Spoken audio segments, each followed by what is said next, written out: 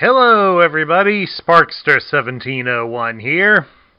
And I know at the end of last month I really didn't make it clear what all I was going to review here in the month of March.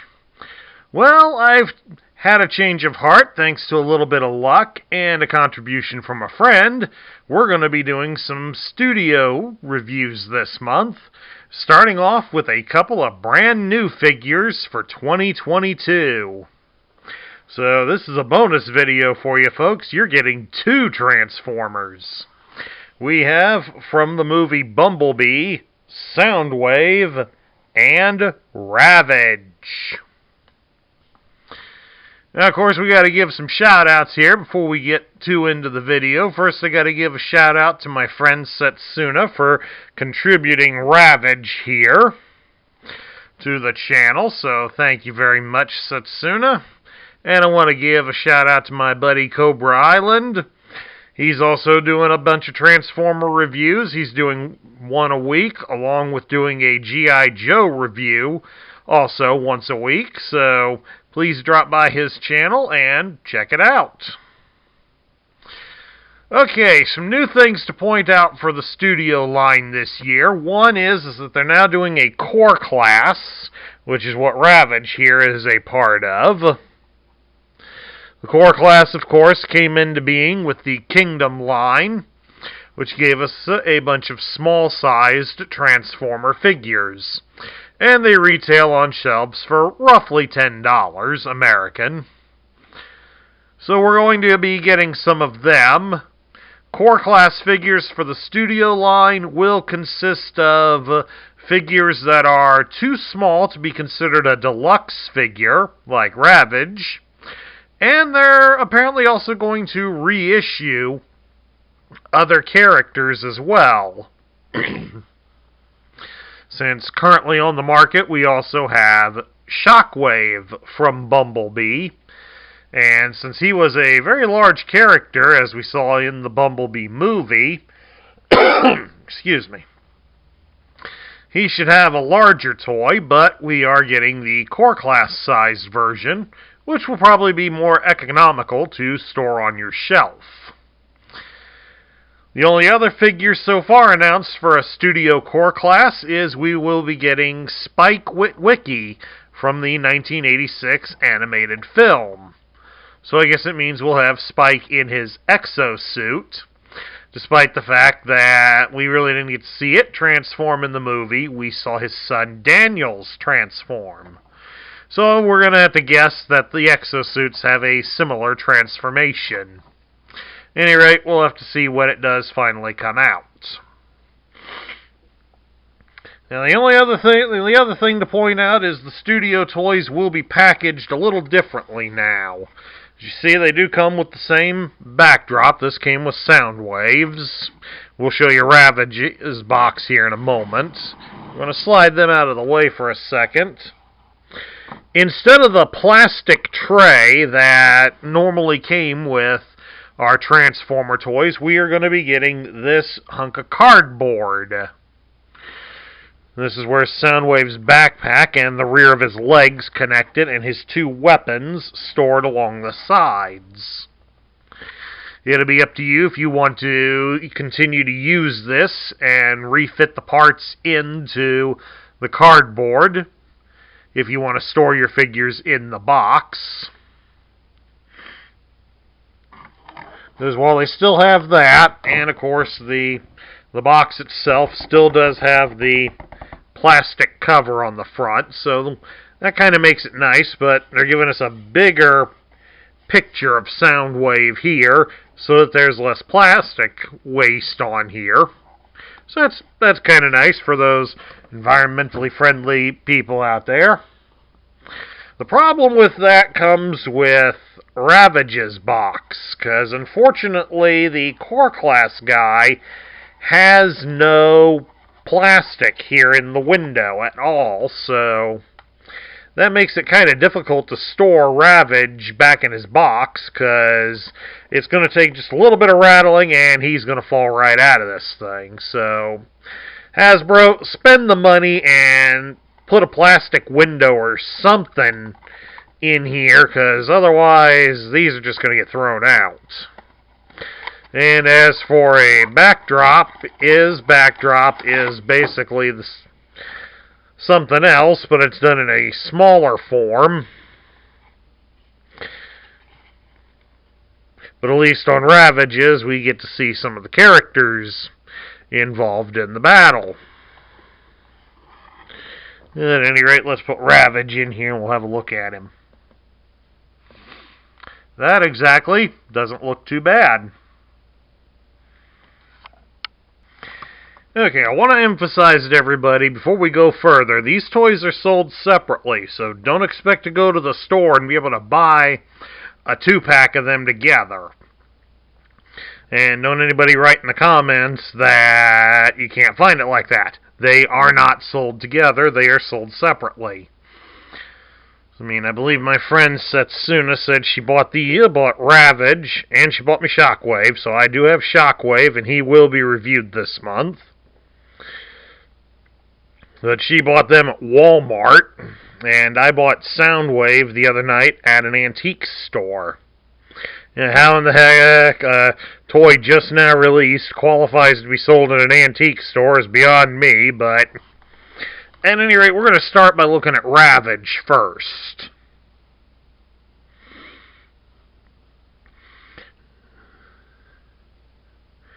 Of course, this is done up in the style of how he appeared in Bumblebee,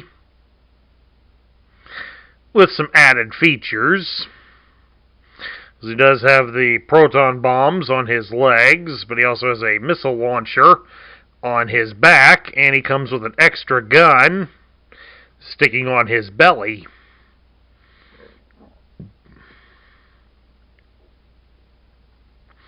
All in all, it's a nicely detailed figure. They've added splotches of red, which was not present on the original Ravage toy back in the 1980s, but it's fine. It doesn't look bad. In fact, it adds a splash of color to the toy. At any rate, let's take a look at his loose accessories. We'll start with this big gun at the bottom of the toy. It's done up to resemble the concussion cannon missile tips that came with the Generation 1 Soundwave. So a nice fitting accessory, and yes, it does fit the Soundwave. We will show that in a little bit. Next up on Ravage is his most well-known accessories, his Proton Bombs. So we can hold it from the back here. There we go, that's better. Turn the light a little bit this way.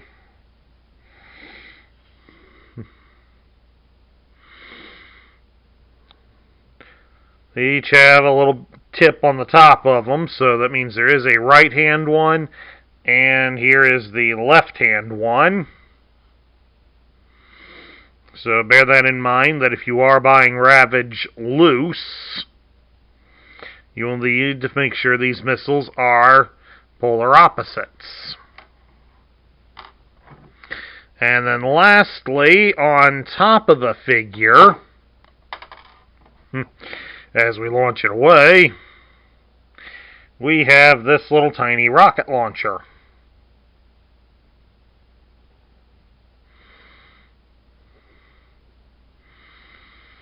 It's done up in the dark gray, almost black plastic, but it does have a couple of splotches of silver paint on it, so it makes it look kind of nice. All in all, nice accessory, but it's also one that's very easy to lose. Of course, all of his accessories are very small, so you definitely want to keep this toy away from any children who still put things in their mouths. And at any rate, now we'll take a look at Ravages Articulation. His head can be raised and lowered. We don't want to lower it too much because that's how he transforms. Of course, the jaws open and close, so he can simulate growling, or whatever it is he does. The tail can be positioned all the way up so far or be pointed straight down. Let's not do that. The front legs can be spread apart about so far. They do rotate at the shoulder all the way, but of course the back legs tend to get in the way. They can move at the knee like so, and the front paw can rock back and forth. The rear legs can spread apart about so far as well. They also rotate at their shoulder. You just got to watch for the front legs, as you do. Plus, they also tend to catch on these two loops here on the back of his tail. He does have a joint at his knees that allows the leg to swing back and forth. He does have an ankle joint. And again, a joint at the foot. So, Ravage does have a lot of posing options. Okay, we're going to transform Ravage, and he's slightly a complicated little bugger to get into his alternate mode. The first thing we got to do is we got to fold his head down so that he's looking straight down. That'll be as far away as his head can move. Next, we're going to come back to his rear legs, and we're going to fold them in somewhat at the hip. You don't want to fold them all the way. You want to leave a little wiggle room to play to get his body into position.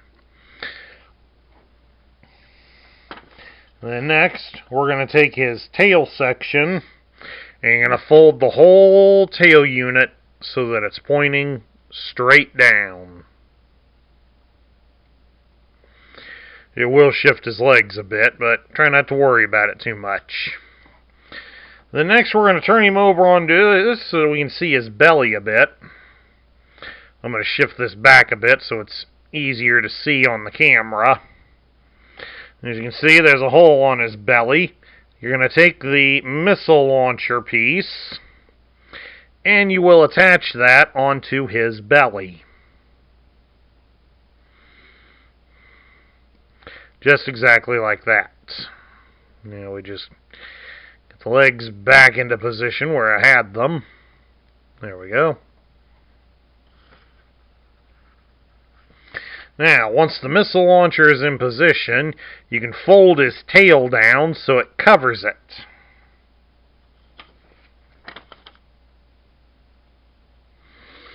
Then the next thing we're going to do is we're going to sit him upright. You take his front legs and we're going to stretch them out in front of him.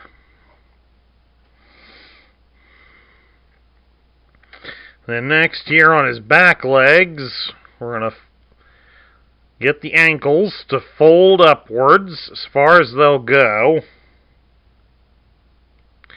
And fold the paws kind of like that. Doing that sort of a motion with them. Now, we'll bring him up close here to the camera. Right in here next to his back paws, there are a couple of posts. Those posts are going to connect into the holes here that are in the chest right near where his jaw is. So you just try to shift the legs and plug them in. May take a little effort, but just go slow and you should have it in. Tail keeps wanting to move. So once you've done that, if you need to, use it to get the tail back into position. Because his rear thighs should be close to being straight up and down. Now, once we've done that, we kind of got to move the feet so they point backwards. So otherwise they'll get in the way. Right here, next to where his head is, are a couple of little posts. And they should connect into little tiny holes here on his front legs. So you just shift them so they do so.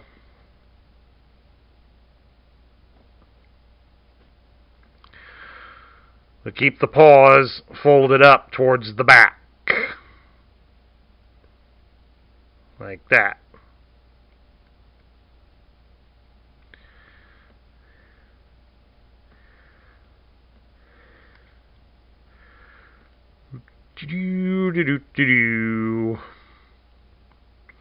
There we go. And then, of course, once you've done that, you can take the proton bombs and you attach them in here onto these posts, onto these holes here on the tail section. For added weapon storage, especially if you don't have Soundwave, the big weapon tip can be placed on top. Just exactly like that. And you have Ravage in his folded up form, because it doesn't really look like an audio cassette tape. Now comes the part many of you are waiting for. You want to put him inside your Soundwave. Well, he is built to go inside Studio Soundwave. To do so, first thing you have to do is you have to remove this piece here. The concussion missile tip has to be removed. And of course you come up here to Soundwave and we push this button here. It'll pop his chest open. If need be, if you feel the need for extra room, you can open up his back as well. That'll give you a little more room to wiggle him in. And then you just work him in. Even though the instructions have the feet pointing down, you probably need to. It'd just be nice if they went back just a little bit further. But at any rate, Ravage can be slid inside. They really don't specify which way he goes in, so work him in whichever way seems to work best. I'll try this way, see if that gets him in. I'll close the back up because it's getting in the way. Okay, you went in earlier today. Why are you not going in now? Excuse me a second. Okay, I made a slight adjustment to the front feet and allowed them to hang a little bit looser. You may have to wiggle the missiles a bit, but otherwise, in he goes. And then you can close the door on him. And he is locked inside. Now, of course, as I said, the missile tip does connect to Soundwave. You just put it in on his shoulder cannon. And when it's like that, it's done up somewhat as an homage to the concussion cannon that the original Soundwave came with. Even though the shoulder weapon was more his missile launcher. But it can be removed. And he can carry it in his hand. For those who would prefer it that way. So it is kind of nice. The only downside with putting Ravage inside is that it is a very snug fit.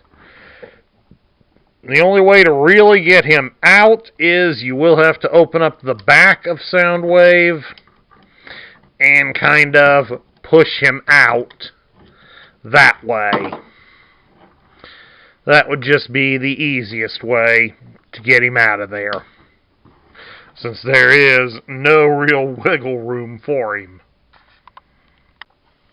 Now we'll take a look here at Soundwave.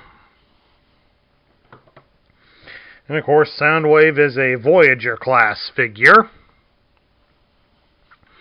And unfortunately, he Since Starscream and Thrust are also Voyager classes, Soundwave comes with the exact same backdrop that they did. Once again, the famous Hasbro cheapness that all of us toy reviewers love to make fun of with them. So, get that out of here. And we bring back Soundwave. And again, this is inspired from his look in Bumblebee, which draws some inspiration from his Generation 1 counterpart.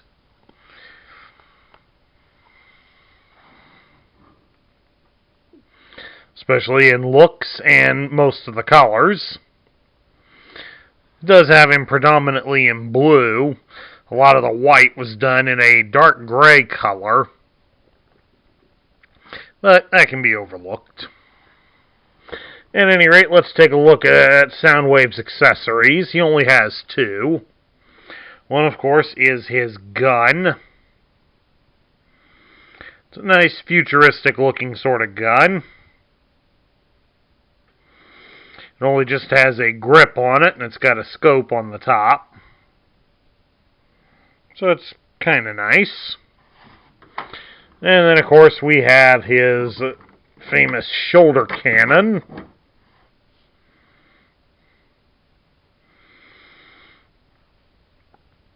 Which was famously on the Generation 1 toy, one of the batteries for his Sony Walkman-like alternate mode. But this is kind of neat, the way it's set up. And of course, it's got a flexible handle here, so that when it's out like that, you can mount it on his back, but when you fold it inward, it can be used in his vehicle mode, or he can hold it in his hand. So you at least have the options with that, so that's kind of nice. At any rate, let's take a look at Soundwave's articulation. The head can be turned from side to side very easily. Well, it can go all the way around. Only a couple of small bits of plastic get in the way, but they're not too bad. And his head does look up and down. His arms can be raised up about so far. And the arms do rotate at the shoulder all the way around. You just got to watch the interior of them. They do move very easily. His arm can be bent at the elbow 90 degrees. And he does have a swivel at the bicep. So he has G.I. Joe style battle grip. Unfortunately, his hands do not move. If you lift up his codpiece, Soundwave can be twisted at the hip very easily. His legs can be spread apart into a full splits. He does have a thigh cut, so you can adjust his legs at the thigh. Going the opposite way seems to be better than going inwards. You can't really go inwards very much. You can raise his legs up at the hip 90 degrees. And you can bend him at the knee somewhat less than 90 degrees. But he also has a rocker and swivel on his ankles, giving Soundwave quite a range of motion. Okay, we're now going to transform Soundwave. Of course, many of you are probably going out there, hey Sparkster, Soundwave and a lot of the others didn't transform in Bumblebee. Well, that's true, but apparently there were designs for many of them to transform. But apparently, for whatever reason, the sequence of many of them transforming was cut from the final film. Probably due to time and budgetary concerns.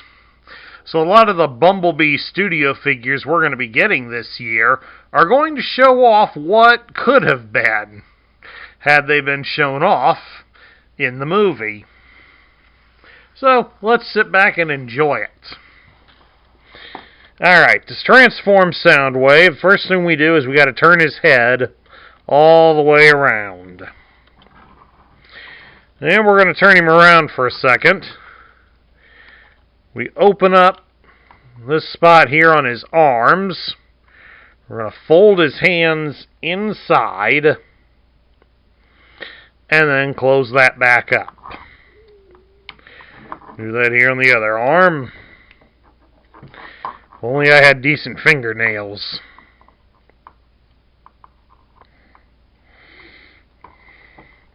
Alright, once those are closed, you'll come up here to his shoulders. On the back of his shoulders, the flaps flip up.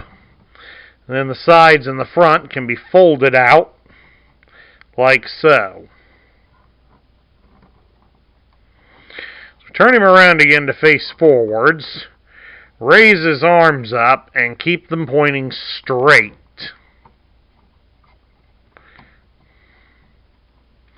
Just exactly like that. Then you're going to fold the arms up at the shoulder so they go right up next to his head. And of course, while they're doing that, you can go ahead and close the back panels. You're going to fold the arms out to the side. You might as well close up the shoulders then too. Then you're going to rotate the arms slightly and then fold them down from inside, because there's a little slot right here just above the wrist, and they're going to connect to this post protruding from his chest.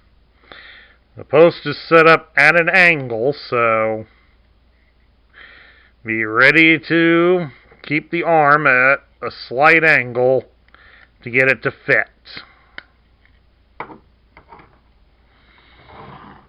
Just exactly like that. And now we're going to take his legs, spread them out slightly, and turn them so that his feet are facing each other.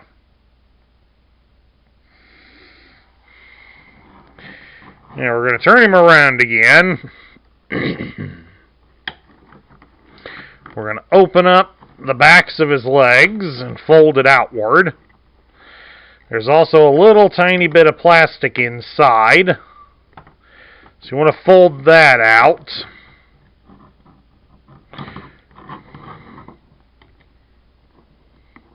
Come on, just a little bit out. Thank you very much.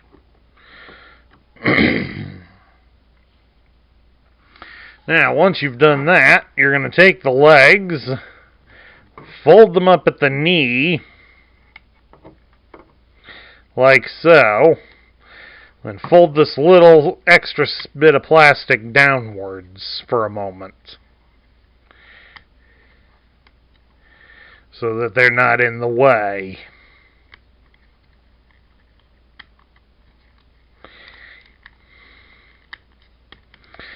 Alright, once you folded his legs up like so, you're going to you'll fold down his feet like so, then rotate them so that they're facing us like this. Then next you want to press the legs together at this little extra plastic. Once they're pressed together like that, we're going to slide the legs upward just a little bit. Now the plastic there may have separated. Just reattach it if it does. It'll only go so far, so you don't have to worry about exact placement. Stay.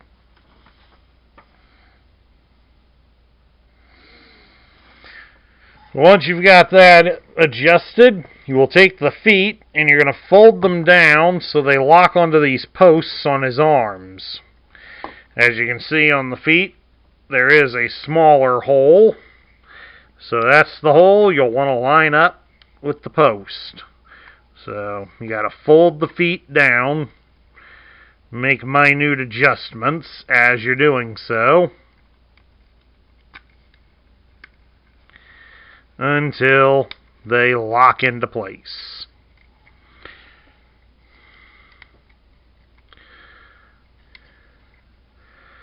slightly tricky, but it's not super complicated like it is on most. There we go, just like that. Now, once we've done that, you come down here and you're going to raise out his kneecaps, like so. Then we're going to come here and we are going to fold up his back unit. Come around here to this side of it. Pop up this little tab. You rotate it. Then you're going to fold it down and rotate the whole back panel. And then you fold it down so it all connects up to everything. Like so. And then, of course, we mount his guns onto the sides. Provided the arms will not move on us, as they unfortunately did.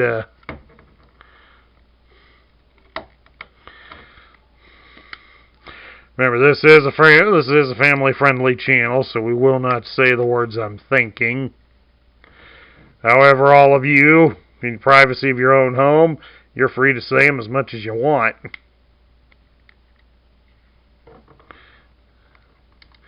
And I will share the sentiment with you. Makes it hard because this is the one that has the flexible piece. There we go. Got it in. And of course the other one fell off, so reattach, and there you have it. Soundwave is, I'm guessing, a tank of some sort. Thing looks a little too square to fly, so I would say it's a tank of some sort. Been nice if we could have seen it in action in Bumblebee, so that we'd know definitely what it is Soundwave is supposed to be. But at any rate, it's hard to say what we think of it when we didn't really see it in action. Hopefully when Rise of the Beasts comes out next year, provided we don't get another delay, we'll get some answers. Alright, so now we get down to my thoughts. What do I think of having Soundwave and Ravage? Believe it or not, I actually enjoy them. Soundwave was a character I always wanted as a child growing up, but I never had him. I had to wait until I was an adult collector before I even got the chance to have my own Soundwave. So, I do enjoy how the Bumblebee version looks. I would have preferred his alternate mode being something sort of to mock the Generation 1 toy. I mean, it has been done before. The ad for Shockwave's appearance in the Activision War for Cybertron game did have him become something, a Cybertronian version of a music player. Since good old Shockwave wanted the music while he was in command.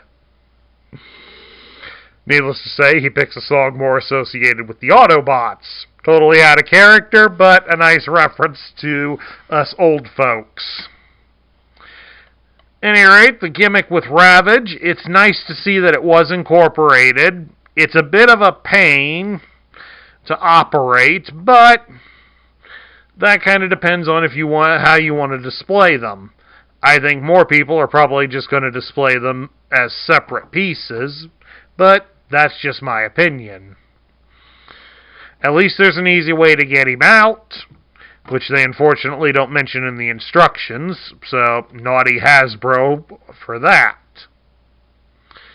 But otherwise, the only real gripe I have is just, what in the world is this alternate mode supposed to be? Oh well, I guess we'll have to wait until Rise of the Beast comes out and hope Soundwave is in it so that he can show off what he is. But then again, if he's assimilated into 1990s Earth, he'll probably be an MP3 player. At any rate, that's my review of Studio Series Soundwave and Ravage from Bumblebee.